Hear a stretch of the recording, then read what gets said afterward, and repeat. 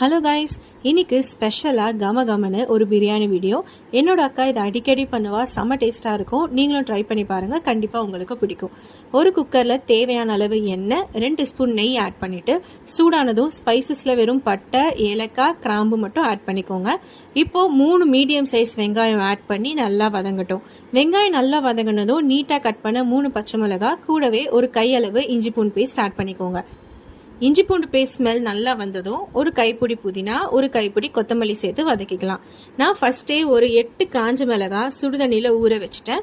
அதை இப்போ நல்லா மிக்சியில் பேஸ்ட்டாக அரைச்சி சேர்த்துக்க போகிறோம். இந்த பிரியாணிக்கு இது மட்டும்தான் காரம், வேறு எந்த மசாலாவும் சேர்க்க போகிறதில்ல. அதனால உங்கள் காரத்துக்கு ஏற்ற மாதிரி சேர்த்துக்கோங்க. மிளகாய் ஸ்மெல் போகிற அளவுக்கு நல்லா வதக்கிட்டு தேவையான அளவுக்கு உப்பு, ஒரு கரண்டி தயிர் ஆட் பண்ணிக்கலாம். இப்போது நம்ம சிக்கனை ஆட் பண்ணிவிட்டு இந்த பிரியாணிக்கு ட்விஸ்ட் கொடுக்க இந்த ஸ்டேஜில் தான் நம்ம தக்காளி ஆட் பண்ண போகிறோம். சிக்கன் வேகிற வரைக்கும் மூடி போட்டு கொதிக்க விடுங்க. சிக்கன் அண்ட் தக்காளியில் இருக்கிற தண்ணியே போதும்.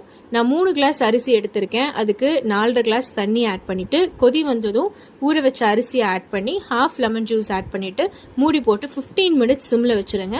விசில் போடணுன்னா ஒரே ஒரு விசில் போட்டு ஆஃப் பண்ணிடலாம். ஆவி போனதும் ஓப்பன் பண்ணிங்கன்னா கம கமன்னு சூப்பரான பிரியாணி ரெடி. ட்ரை பண்ணி பாருங்கள்.